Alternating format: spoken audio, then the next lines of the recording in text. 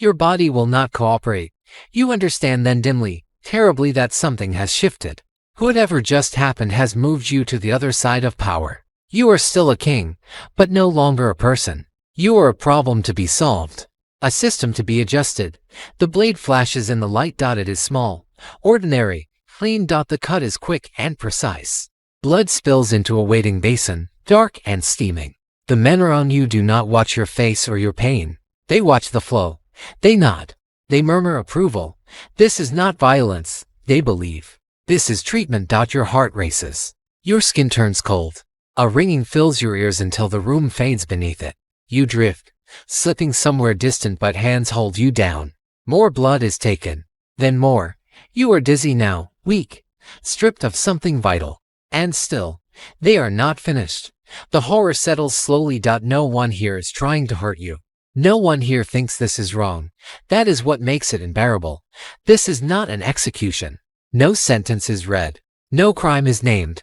And yet your body is being punished methodically, legally, confidently by men who believe they are saving your life.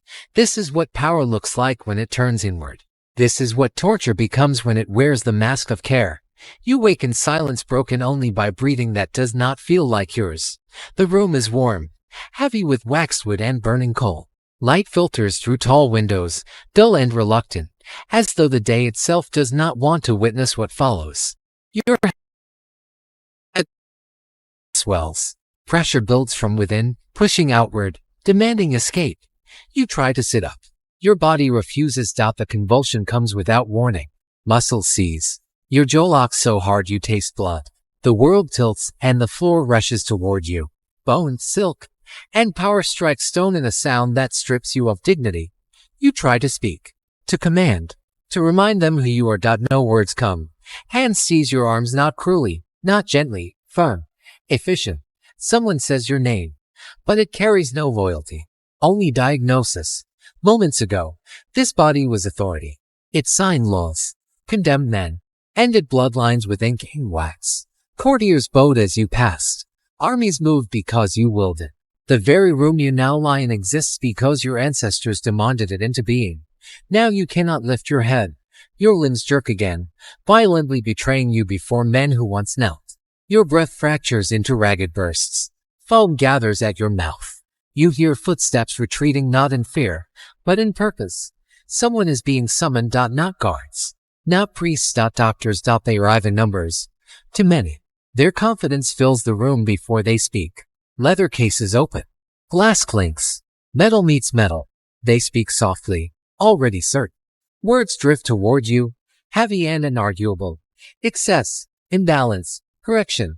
You are rolled onto your back. Sleeves pushed up. A strap tightens around your arm. You feel the constriction before you see it, before you understand, before you realize no one has asked your consent. You want to refuse. You want to protest. But this body, once the seat of command, no longer answers you. And this is only the beginning. 2. The world that made this possible in the 17th century, medicine. 2. The world that made this possible in the 17th century, medicine was not a field of exploration. It was a hierarchy of certainty. The doctor did not advise. The doctor commanded. Knowledge, however flawed, was law. The king did not question. The king obeyed. Because to disobey was not hubris, it was death. Or worse, disgrace, paralysis, irrelevance. The sovereign, accustomed to bending nations to his will, found himself powerless before the delicate instruments of a physician. Courts were filled with men trained to recognize authority, any authority. And in the dimly lit chambers of the palace infirmary, authority had a new name, doctor. They wore no crowns, yet they held more absolute control than armies. The king's edicts could not reverse the flow of blood, nor could his anger dictate the rhythm of the humors. Medicine was precise, ritualized, and yielding. It was a theater of compliance. Physicians measured pulse and temperature, calculated balance and imbalance. Blood was drained, leeches applied, poultices spread. These were not suggestions, they were imperatives. The language of medicine carried weight because inaction was a heresy. Doing nothing was unthinkable. To hesitate was to invite catastrophe. Every cut, every removal of blood, every invasive gesture was proof of order maintained, life preserved, or so it was believed. Kings obeyed because the alternative was terror. The cultural fear of doing nothing was overwhelming. A body left untreated could not only die, it could become a symbol of failure. And failure, in those halls, was contagious. Authority was fragile. Even a single illness could unravel the narrative of divine right. The physician's hand became the hand of fate itself. To resist was not just rebellion, it was chaos. Every intervention, no matter how brutal, was justified by the doctrine of prevention. Suffering was moralized, rationalized, ritualized. They bled not because it was painful, but because it was necessary. They purged not because it was cruel, but because it was controlled. Each patient, even the king, became a system to adjust, a mechanism to regulate. Compliance was survival. Obedience was life itself. And yet, beneath the surface of this seemingly rational world, a darker truth simmered. Authority had shifted. Power no longer resided in crowns or councils, but in knowledge. And when the world decides that obedience is better than understanding, terror wears the mask of salvation. Stay with us, because what you are witnessing is not mere history, it is the anatomy of power itself. And the chilling logic that allows a civilization to bleed its leaders in order to preserve them. 3. He was not a young man, not old. Either age had given him the quiet arrogance of survival. Every line on his face, every crease in his hands, spoke of battles fought in shadow, not on the battlefield. In court, the faint tremor of years could be masked with posture, with ritual, with a voice steady enough to command armies without raising it. But his body, like the rest of us, kept its own record. He drank tea from porcelain cups, dark leaves steeped in precision. He walked slowly down corridors polished by generations of courtiers' shoes. He favored warm baths and evenings spent in muted reflection. These habits, simple, human, would later be catalogued as signs of excess, indulgence, weakness. A king could never be allowed indulgence, not in the eyes of men who worshipped order above life itself. His political life had been a series of calculations. Alliances built, then sacrificed. Rivals humiliated, then exiled. The court whispered about his shrewdness as they bent their backs. Historians would later call it survival. And yet, survival itself made him vulnerable. Importance was a double-edged sword. The more a king achieved, the more extreme the scrutiny. The more revered he became, the less room there was for error. When the first signs of illness or what they called imbalance appeared, it was no quiet matter. He was not a common nobleman with a few acres and a debt. He was a pillar, a symbol, a system unto himself. To touch him lightly, to administer a gentle cure, would have seemed insufficient to those who believed in absolutes. The stakes were not merely life or death, they were precedent. They were demonstration. They were warning. And so the interventions were neither cautious nor lenient. They were meticulous. They were exacting. Every cut, even before the first seizure, before the first convulsion, his reputation had paved the path for what would be done. His status demanded attention. His body became a battleground for ideas, for science, for ritualized care. Every decision made in his chamber would echo beyond the walls, and men who believed themselves custodians of wisdom moved with cold precision. They could not err. The consequence of leniency was chaos. The consequence of cruelty was science. And yet, the king was unaware of the full measure of his danger. In public, he smiled, shook hands, signed decrees, wove his influence into the architecture of governance. He believed that power could protect him until it could not. He believed that loyalty could shield him until loyalty became documentation, observation, calculation. It is impossible to overstate this. The punishment that followed could only happen to someone like him. A body of importance, a life of visibility, a mind whose decisions shaped thousands of lives. Lesser men might have fallen silently, forgotten in their own beds. He fell in spectacle. He fell where everyone could watch, where history could note, where men who claimed to save life could measure it in drops of blood and the trembling of a hand. His personal habits, his measured pleasures, his very presence became evidence against him. And those who intervened did not hesitate. They believed, with absolute certainty, that he was not a man in need of care but a system in need of correction. No mercy is as cruel as certainty. No authority is as terrifying as the one that wields knowledge as judgment. And so, as the shadow of intervention closed in, it was not merely his body at stake.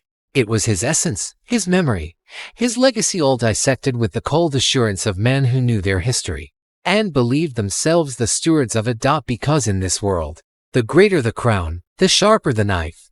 Stay with us. Because what comes next is not about the seizure of a body, it is about the absolute subjugation of a king by the very rules he once dictated. Asterisk. The first collapse was a warning, a tremor in the body that demanded attention. But the room did not respond as if to a patient. It responded as if to a problem. The king, the man, was no longer under consideration. Only the condition mattered. Hands pressed, orders given, ink notes scrawled on paper that smelled of damp iron and aged leather. Observation was fleeting, fragmented. No one paused long enough to see the nuance of pain, the pattern of convulsions, the rhythm of labored breaths. There was only authority, consensus, tradition. Doctors conferred, heads bent over charts, murmuring among themselves like judges behind a screen. Each nod, each decisive gesture carried weight, not with the king, but over him. They agreed on treatment before fully understanding the disease. What they had not examined, they defined. What they had not questioned, they enforced. The room became a courtroom. The body became evidence. And the body did not consent. There was no differential diagnosis. No careful weighing of possibilities. There was only what was known, what had always been done, and the absolute certainty that knowledge itself could not err. The king's voice, the protests of the man who once commanded armies and courtiers, were dismissed as interference. He was speaking, yes, but not truth. Only symptom, only data, only error to correct. And then the decision was made. Swift, concrete, irreversible. A treatment protocol, steeped in centuries of inherited wisdom, was executed with precision. Once the blade touched skin, once the blood flowed freely into the basin, there could be no turning back. This was no longer medicine. It was a sentence carried out in the guise of care. Error had become law. Authority had declared it. And the consequences were absolute. The body trembled. The king, still present in name, existed now only as a vessel, a testament to the power of unquestioned expertise. What began as observation had mutated into ritualized control. What was meant to heal could not fail, it could only dominate. Here, in the faint light filtering through those tall, reluctant windows, the first misdiagnosis was not just a medical error. It was the crystallization of a principle. When authority isn't challenged, error does not merely exist, it rules. And the ruler, once sovereign in body and mind, becomes subject to the machinery of certainty. The horror of this moment is not just in the body of the king, but in the culture that allowed it. A society built on obedience, deference, and tradition cannot see error. It cannot admit doubt. And so, misdiagnosis becomes immutable. If this kind of authority scares you, you're in the right place. Subscribe to the darkest punishments in history or tell the comments why blind trust never worries you. Because this is only the beginning. Once a society allows error to wear the mask of certainty, the consequences echo far beyond the walls of a single room. They echo through generations. They will insist calmly, confidently that what happens next is necessary, that it is measured, that it is guided by knowledge older than memory itself. But understand this clearly. This phase has a purpose beyond healing. This is phase 1. This is where the body is drained until obedience returns. Bloodletting, in this world, is not merely treatment. It is correction. A disciplinary act imposed on flesh that has dared to misbehave. Illness is framed as excess, too much heat, too much vitality, too much life pressing against the fragile architecture of order. And excess, in any system of power, must be removed. The doctrine is simple, elegant even. If the body rebels, you weaken it. If it resists, you empty it. Strength is the enemy of balance. Energy is suspect. Vitality is dangerous. So they return, not hurried, not hesitant. This time, they come with schedules. The physicians do not ask how you feel. Feeling is irrelevant. What matters is quantity. They consult charts drawn from ancient authorities. Galen, Hippocrates' names spoken with reverence, as if citation alone transforms assumption into fact. They calculate how much blood a body of your rank can lose without dying, not without suffering. Without dying. 8 ounces, then 12, then more. If the symptoms persist. The timing is deliberate. Dawn is preferred when the humors are believed to rise. Evening, if the imbalance is stubborn. Sometimes twice in a single day. The intervals shorten as your resistance fades. Each session begins the same way. Restraint, silence, steel. The cut is never large. That would be crude. Instead, it is repeated, methodical. The body is not meant to collapse all at once. It is meant to submit gradually. Blood flows into basins, bowls, cloths. The room smells of iron and warmth. Assistants watch the color closely. To dark means stagnation, to bright means life still clings to fiercely. They want the middle state. They want dullness. And it works. Not the way they believe, but it works. Your heart compensates at first, racing to maintain pressure. Your vessels constrict. Your breath quickens. The body fights to preserve itself, pouring effort into survival. But the effort costs energy. And this system, is misinterpreted as pathology. When your pulse weakens, they smile. When your skin pales, they nod. When your hands tremble uncontrollably, they exchange satisfied glances. These are not warning signs to them. These are confirmations. Early physiological consequences appear quickly. Dizziness becomes constant. Standing is impossible. Your vision fractures at the edges. Sound loses clarity. You drift in and out of awareness, suspended in a fog that feels merciful at first until you realize it never fully lifts. Your immune defenses falter. Minor infections bloom. Wounds heal slowly, if at all. Your muscles waste. Your body cannibalizes itself quietly, efficiently, and still they persist, because every decline is interpreted as success. Fever breaks. The bloodletting worked. Consciousness fades. The excess has been removed. Speech slurs. The humors are settling. Resistance weakens. Balance is being restored. The logic is sealed against contradiction. Improvement validates the method. Deterioration validates the necessity of more. There is no outcome that disproves the theory.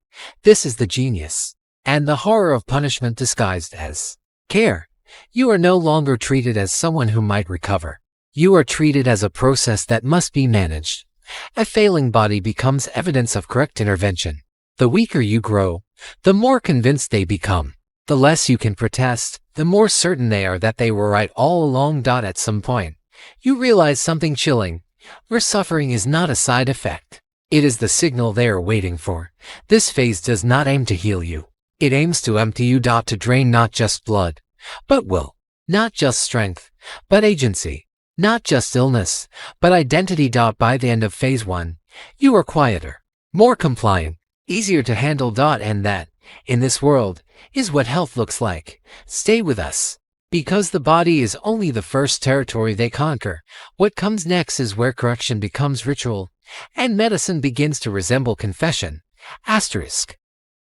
The morning arrives without ceremony. The light is thinner now, colder, leaking through tall windows like a reluctant witness. You are still in the same bed, but it no longer feels like a place to rest. It is an arena, a chamber where authority is dissected, not honored. The doctors return, again in pairs, then in trios. Their confidence is absolute. Their methodical movements betray no doubt, only expectation. They speak softly, but their instructions are firm. Obedience is measured in responses of the body, not words.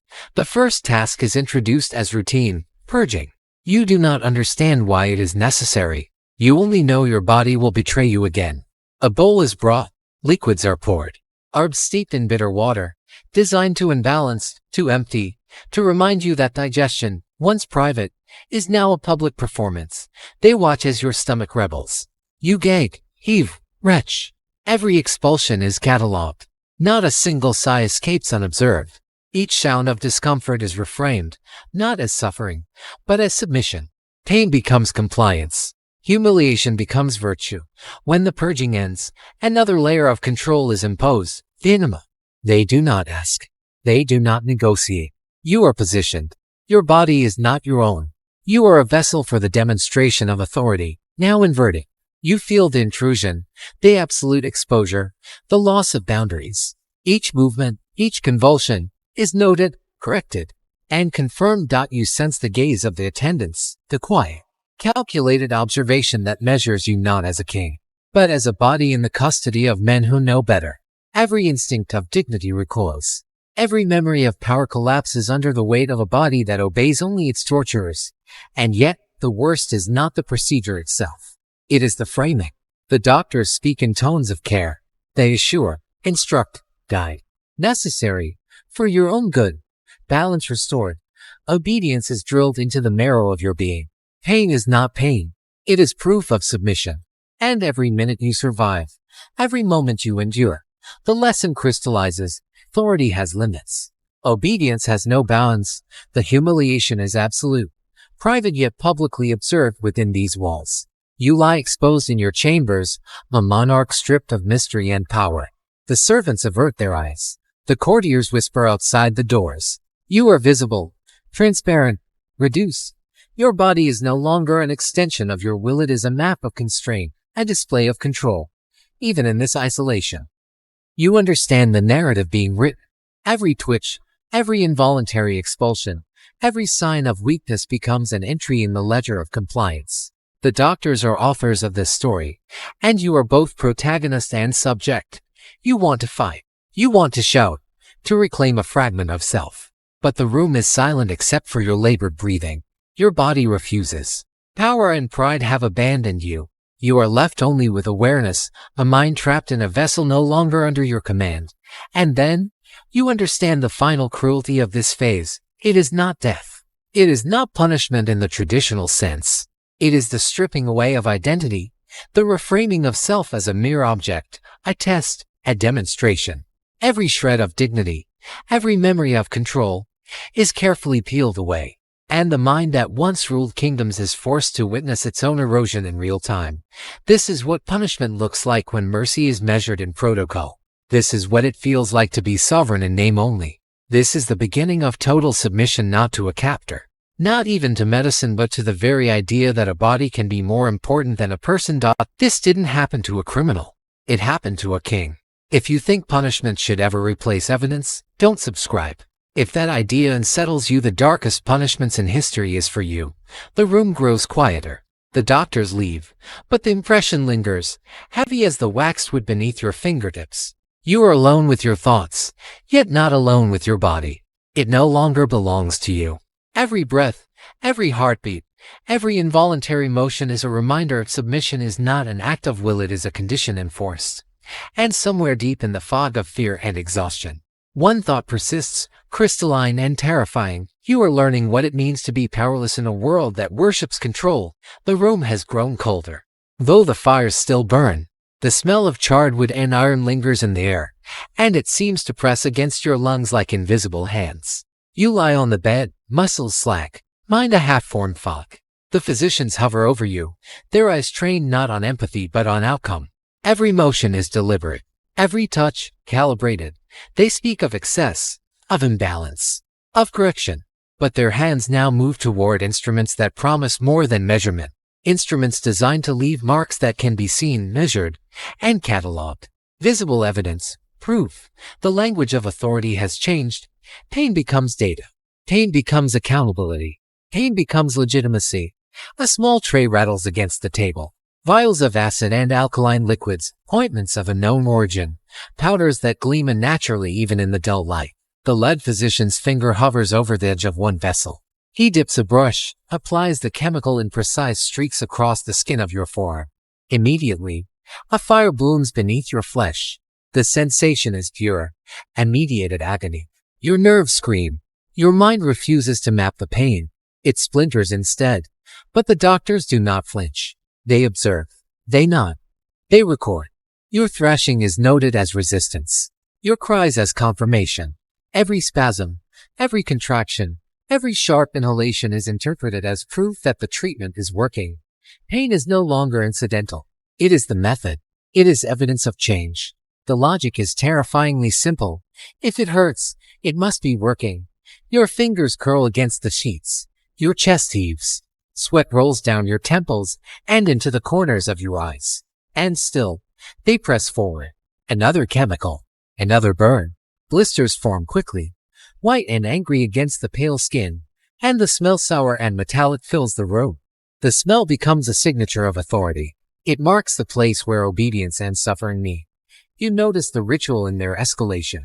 Each injury is measured. Each wound is catalogued. Each scream, each groan, is assessed as either sufficient or insufficient. When a pain is mild, they intensify.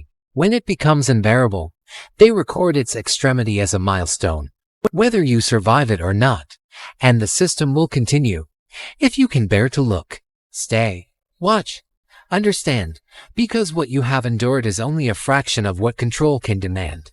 The logic escalates, the instruments sharpen, and the proof never ends. You wake again, not fully, and the bed feels smaller than it did yesterday, as though the world itself has shrunk around your weakness. The warmth of the fire no longer comforts. It presses against you like judgment. Your urine smells different, thick, dark, and recognizable. You notice swelling in your ankles, subtle at first, then insistent, uncomfortable, grotesque. Fever creeps into your skin. Every joint aches, every muscle pulses with a deep, obedient pain.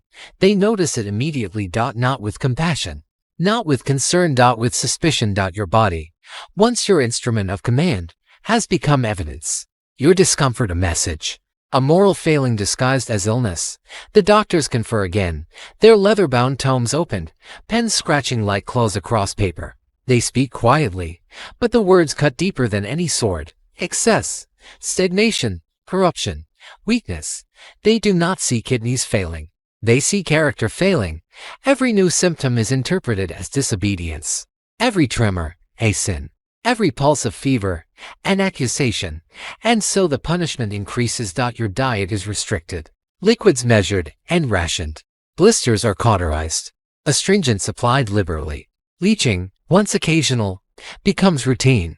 Warm oils are poured onto your skin. Cuts reopened. Blood taken again, always more than the body can spare.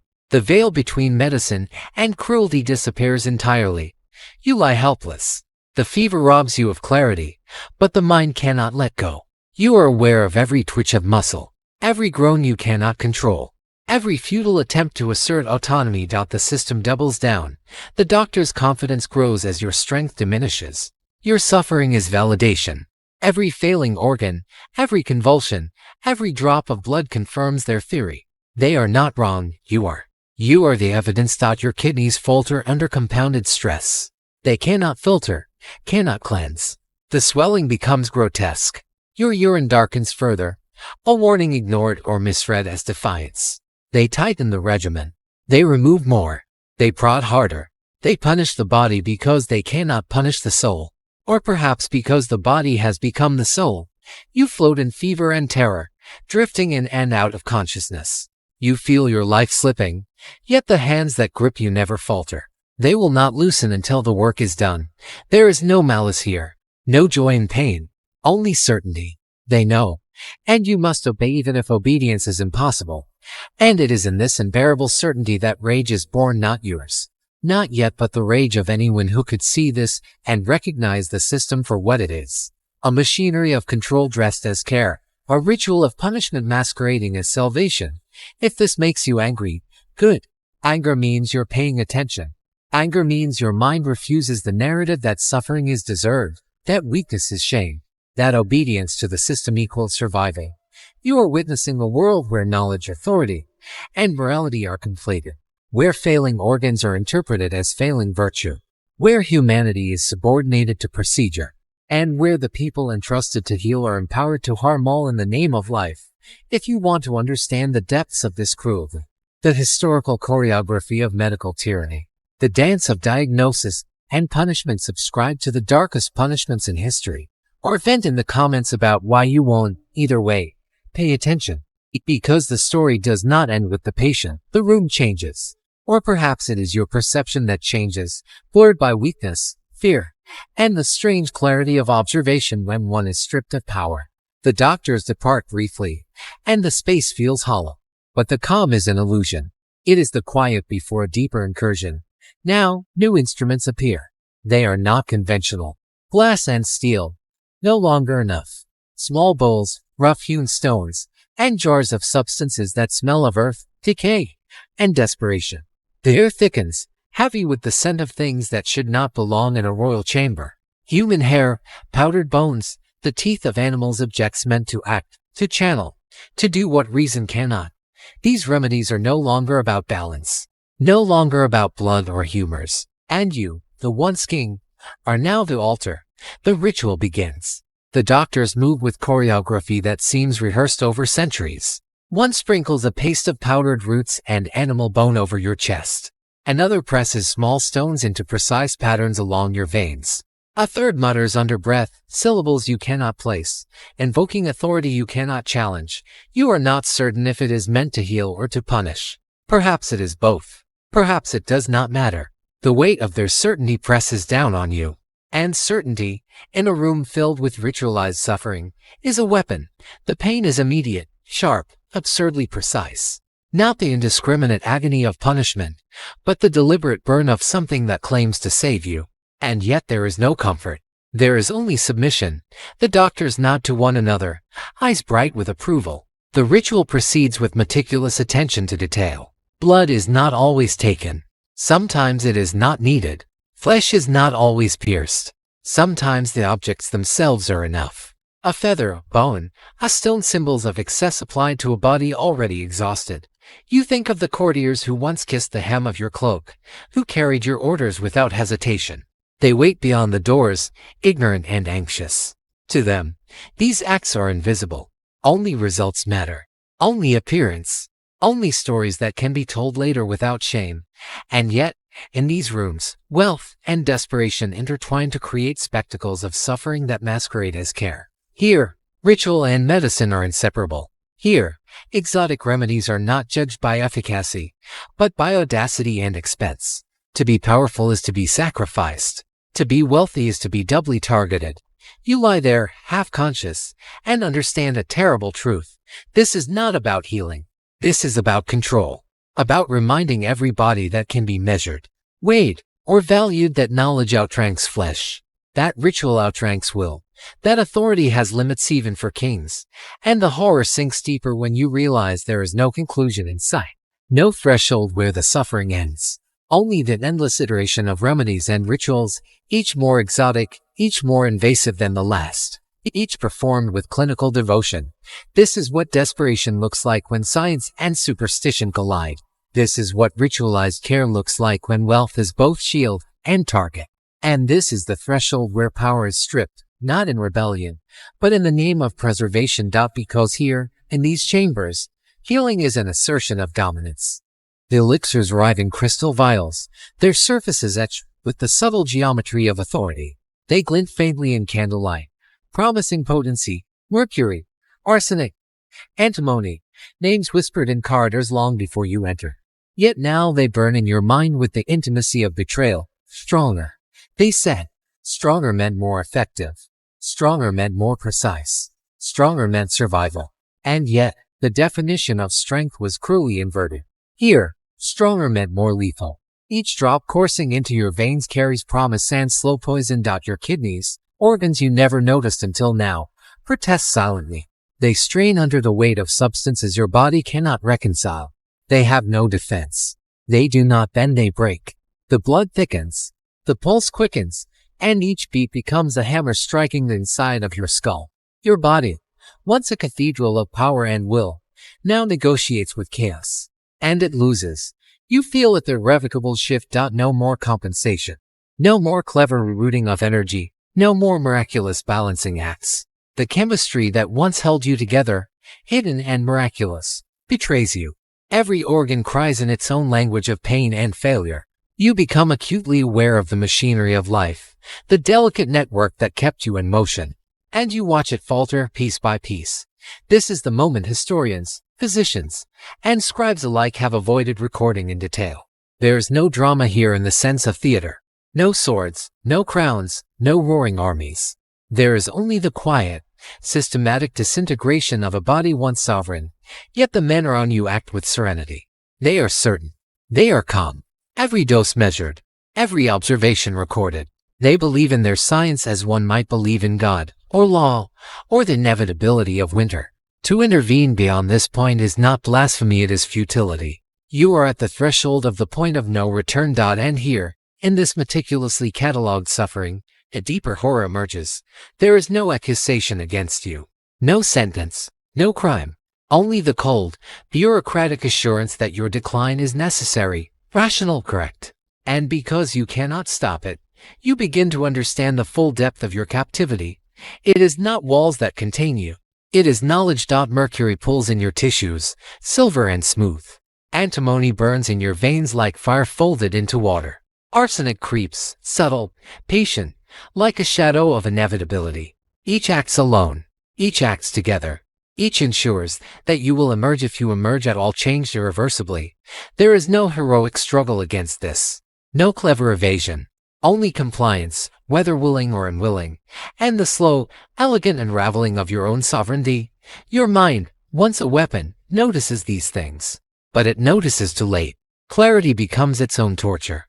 You watch powerless, as your body is rewritten according to rules you do not command, and as your strength drains, your awareness sharpens. You see the system for what it is, not a medicine, not a cure, not even a sanctuary. A machine. A machine designed to manage life, to categorize, to contain, to dominate. This is not theory. This is reality, the reality of power turned inward. And here, in these moments, one lesson crystallizes with terrifying precision. Authority over others is fragile. Control over oneself is an illusion. Every breath now is a negotiation. Every heartbeat, a quiet surrender.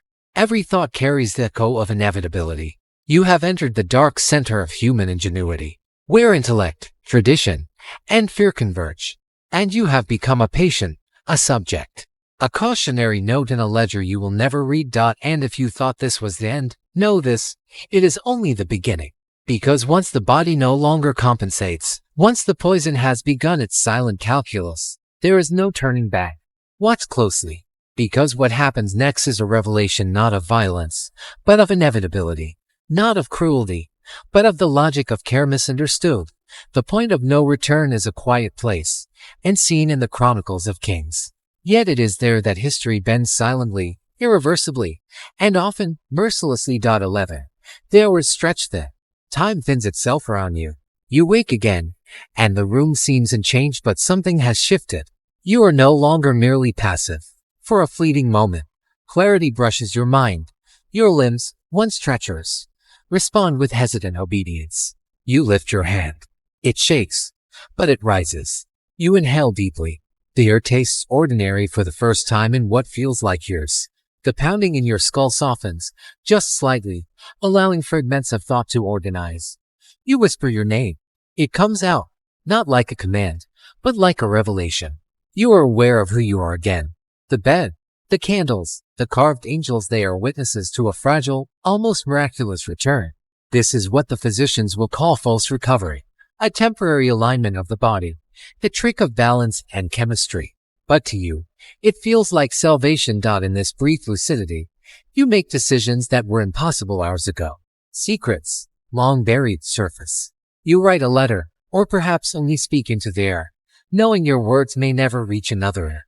You apologize for wrongs committed in ignorance, or perhaps for those committed in authority. You make promises you may not survive to keep. You forgive or demand forgiveness in moments that burn brighter than any crown. You call for those who love you, who fear you, who serve you. Faces appear at the edges of the room, drawn close by the faint hope of your recovery. You speak quietly, carefully, every word measured as if it could bend the course of fate itself. Goodbyes are exchanged, not dramatic, not loud, but intimate, almost conspiratorial. You offer counsel, instructions, perhaps confessions that would never be repeated. Your vulnerability becomes authority in its own strange, final way. And yet the truth presses down. You know it. The clarity is a veneer. Beneath it, the tide of decay continues. You feel the exhaustion creeping back into your limbs. Oh wait, no amount of will can lift. The mind, sharp and piercing for a heartbeat, senses the inevitability that the body cannot yet admit. This is the phenomenon the ancients feared and revered, terminal lucidity. A fleeting brightness at the edge of annihilation, where memory, personality, and identity rise one last time before the void claims them. The body, once traitorous, relaxes under its own surrender. The eyes, clear and lucid, in familiar shapes. You observe the faces around you, the anxious, the devoted, the calculating, and in their expressions. The stories of power, fear, and dependency are laid bare. You give your final nod. A silent blessing, a reluctant acquiescence. You allow yourself one last act of agency. A choice hidden beneath layers of history and authority, to leave what must be left, to accept what cannot be resisted.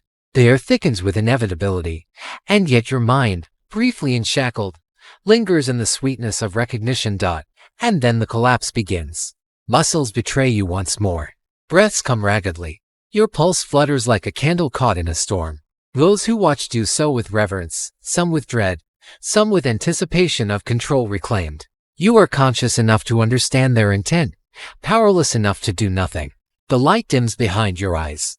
Memories, confessions, and fleeting moments of intimacy swirl together, dissolving into shadow. In these final moments, your story is no longer just your own. It is the story of power undone, of knowledge misapplied, of the human body's final assertion of autonomy even as it fails utterly.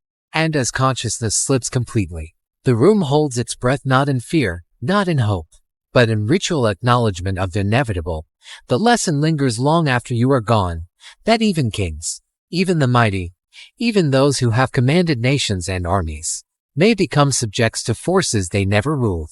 In a chamber where care and cruelty are indistinguishably entwined, this is the human narrative written in its starkest terms: power, fragility, and the fleeting, luminous clarity that comes only at the edge of all things. Witness it, remember, and understand what it means when authority becomes vulnerability, because it touches every life, not just the crowd. The final moments arrive quietly, as if the world outside this room knows better than to interfere. Your body, already a vessel stripped of autonomy, begins its last betrayals. Limbs twitch, convulsions claw with mechanical insistence, the rhythm of collapse almost ceremonial. The doctors do not panic. They do not falter. Their hands remain steady, their faces neutral, their notes meticulous. Your heart stutters, then falters. Each organ shuts down in sequence, a system obeying a logic older than fear, older than your throne. You are aware only in flashes, fragmented, hallucinatory, tethered to life by the thinnest threads of consciousness. Outside, the court receives a different story. The king was ill. The king's constitution failed. His body, fragile and unpredictable, succumbed. The official record will say nothing of the prolonged extraction, the methodical weakening, the rituals disguised as medicine. There will be no scandal, no trial, no reckoning. Responsibility is diffuse. Hands are clean. Authority remains intact. Your death will be noted, mourned briefly, and then absorbed into the machinery of history, sanitized for public consumption. And yet, your truth lingers in the room like smoke. The smell of burnt wax, the iron tang of blood, the quiet efficiency of men who treated life as a problem to solve. This is the reality of power exercised without conscience. The body collapses, the title endures, and the world moves on as though nothing has happened. No blame will ever be assigned. No one is guilty. The system preserves itself by erasing its victims, framing suffering as necessity, and ensuring that history remembers the authority, not the human cost. Your name will survive in ink. Your body will vanish into legend, and generations will speak of your reign, oblivious to the methodical dismantling that preceded your death. This is not an anomaly. This is the design of power, invisible, unaccountable, total. And so, the story concludes not with vengeance, not with justice, but with the sterile passage of a life extinguished under the guise of. If stories like this vanish, it's because people scroll past them. Subscribe to the darkest punishments in history, or explain in the comments why this kind of history shouldn't be remembered. Body lies still now, stripped of ceremony, stripped of dignity, stripped of life's insistence. The doctors have departed, leaving behind only instruments and ink, jars and charts. Outside, the world continues. Courtiers, messengers, and guards whisper as if their silence might honor the fallen or perhaps protect themselves. Inside the chamber, there is only the body. Its skin pallid, marbled with bruises invisible until pressed. Its limbs bear the faint, geometric scars of ritualized treatment. The waxed floor is streaked not with chaos, but with the neat traces of purpose. Every act has a reason. Every suffering has justification. And yet, the simplicity of truth now presses through the ritual, heavy and undeniable. They begin the autopsy. Not for vengeance. Not for curiosity alone. For knowledge. Clinical. Cold. Efficient. The chest cavity is opened. Organs glisten under candlelight. Each cut is deliberate, Rehearsed? No. A silence falls that even the whispers outside cannot breach. The observers take notes, their quills scratching in rhythmic devotion, as if every line of ink might restore order to the universe. And then, almost cruel in its clarity, the truth emerges. The cause is simple. A clot. A blockage. A small, treatable flaw in a body vast with history and privilege. Nothing of mysticism. Nothing of curse. No divine punishment. Just a defect that medicine, even in its rudimentary state, could have corrected if only recognized in time. The contrast strikes like lightning. Brutality and ceremony, fear and compliance, ritual and authority all unleashed for a condition so minor, so correctable, so profoundly ordinary. Punishment has raced ahead of disease. Fear has outstripped necessity. Pain has become performance. And the king once feared, once sovereign, has become an unwilling symbol of human fragility under the guise of care. Steady and practiced, remove the final measures. The body, emptied of its excess, is set aside. Observers murmur approval. Lessons are logged. Protocols reinforced. History waits to remember this day not as a failure of knowledge, but as a triumph of procedure.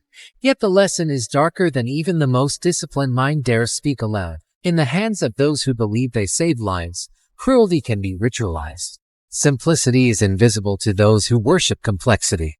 Authority can be dismantled, not by armies, but by procedure. And the greatest terror is that it happens quietly, legally, morally, and without malice, precisely because it is considered right. This is the world that made it possible. If you want to understand it fully, if you want to see how power, knowledge, and fear intersect to create suffering dressed as salvation, stay with us.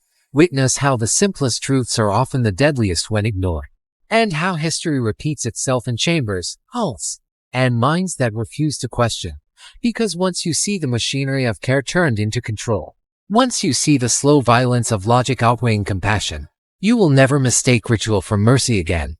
History has long recorded punishment as something deliberate, something justified, something announced and codified. Laws were read aloud, crimes were named, sentences carved into stone, public spectacle framed the moral of the act. But what happens when none of that occurs? When authority, administrative, medical, or spiritual, takes it upon itself to discipline a body without trial, without accusation, without verdict. What you experienced in that room, what has echoed through countless halls of power, qualifies as punishment not by decree, but by outcome. You were not convicted. No jury deliberated.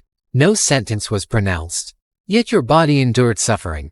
Your mind was stripped of agency. Your status could not protect you. Pain was administered by authority, the hands of those who were trained to heal, to preserve, to restore. Their expertise was unquestionable, their methods sanctioned by tradition. And yet, the result was terror, humiliation, and the cold realization that you were powerless. This is punishment in its most insidious form, lawful, justified, deliberate, but entirely invisible. The victim is unable to refuse. Resistance is impossible. Every twitch, every cry, every protest is co-opted by those who define the terms. The body becomes a system to be corrected. The person inside the body is irrelevant. Here, coercion is invisible because it masquerades as care. Pain is bureaucratic. Suffering procedural. And herein lies the historical significance of torture. By this measure, is defined not by intent but by outcome. A blade, a leech, a sharp bite, a forced regimen. If the result is fear, helplessness, and suffering, then history records it as punishment. Even if the participants deny cruelty, even if the actors are convinced of their righteousness. It is a punishment that does not leave scars on law books but leaves them deep in memory. The eyes of witnesses silent, dutiful courtiers, scribes who record only what is sanctioned become part of the mechanism. Observation is obedience. Compliance of the audience enforces the system. Pain becomes socialized. Authority becomes unquestionable. And so, what you endured is catalogued not as an error, not as an accident, not even as a medical intervention. It is a lesson. A lesson repeated across centuries, carried silently from one generation to the next. Where power is absolute, control over bodies becomes the ultimate demonstration of dominance. Where authority speaks, the body listens. Where tradition dictates, pain is normalized. This is why it counts. Not because the act is spectacular, not because the body suffers visibly, but because it shows the mechanics of fear and obedience. It strips away the illusion of choice.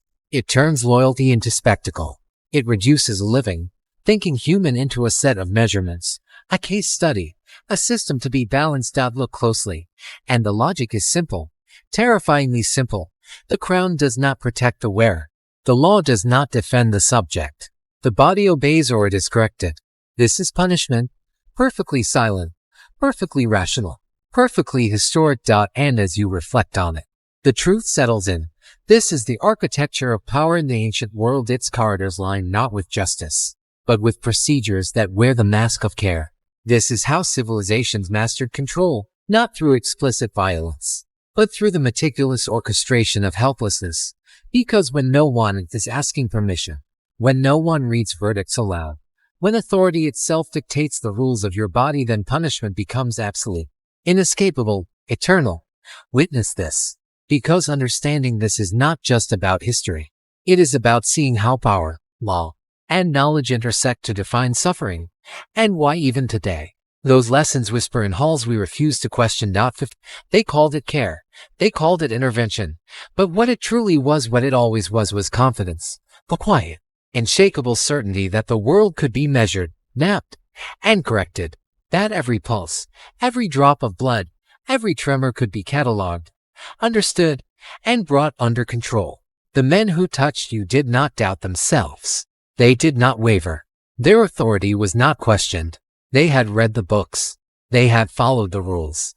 They had mastered the rituals. And in that mastery, cruelty becomes invisible, not because it is absent, but because it wears the mask of purpose. It is the most dangerous cruelty of all because it does not feel like cruelty. It feels like justice. It feels like care. It feels like inevitability. You begin to see the pattern, not in the men, not in the knives or the leeches or the precise incisions, but in the system itself. The system does not care about suffering. It does not acknowledge weakness as human. It only recognizes deviation, excess, imbalance. Institutions are built this way. Kings, citizens, peasants, scholars, none are spared the rules of obedience. None escape the mandate that what exists outside the prescribed order must be corrected. You, lying in linen and wax, drained of your vitality, realize that the lesson is not about a single failure of empathy. It is about structure, about hierarchy, about how societies define their boundaries and enforce them. It is terrifying not because of the men who follow orders, but because of the orders themselves. And yet, the brilliance of the cruelty lies in its subtlety. It does not scream. It does not need to. It whispers. It organizes. It convinces. It teaches people through ritual, repetition, and reassurance that obedience is itself a form of virtue. That dissent is dangerous. That compliance ensures survival. You feel your own submission, not as a choice, but as a consequence. You understand that your body, once a symbol of absolute authority, has become a testament to the power of systems.